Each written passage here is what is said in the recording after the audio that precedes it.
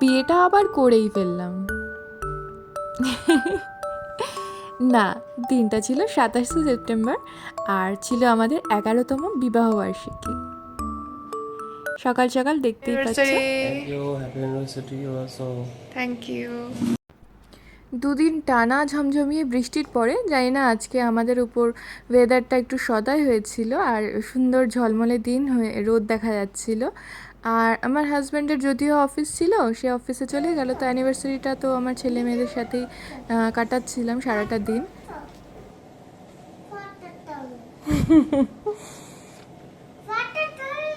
তুলছি তো। হাজব্যান্ড যেহেতু অফিসে, তাই আমরা নিজেরাই একটু নিজেদের মতো ঘরোয়া করে করছিলাম। মেনুতে আজকে লাঞ্চে ছিল ডাল, একটা ভাজা ছিল, আর এই যে লাল লাল ঝাল ঝাল মাটন, যেটা আমি আমার স্টোরিতে পোস্ট করেছিলাম, সেটা ছিল।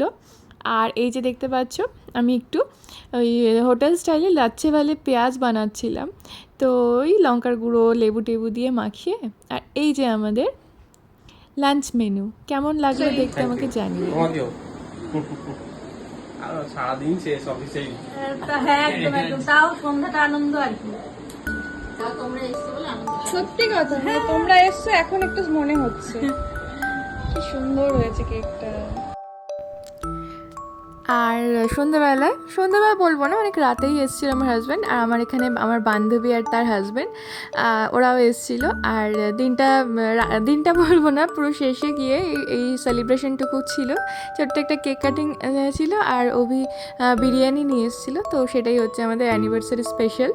এখানে আমরা ছানা পোনা নিয়ে হাজির কেক কাটবো বলে। আর আমার এই বান্ধবী, ওই কিন্তু কেকটা আমাদের জন্য বানিয়ে এনেছে। এত টেস্টি ছিল আর দেখতে এত সুন্দর ছিল যে আমাদের অ্যানিভার্সারি মজাটা ওদের আসার জন্য কিন্তু অনেক অনেক অনেক গুণ বেড়ে গেছিলো। সত্যি সকাল থেকে মনেই হচ্ছিল না।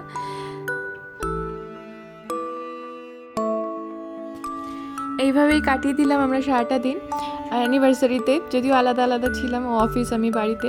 তো আমাদের এই ছোট্ট সেলিব্রেশন তোমাদের কেমন লাগলো জানিও। যদি ভালো লাগে আমাকে ফলো করো আর বন্ধুদের মাঝখানে শেয়ার করে দিও। সবাই খুব ভালো থেকো, দেখা হবে পরের অন্য কোনো ভিডিওতে। তো সবাই খুব ভালো থেকো, বাই।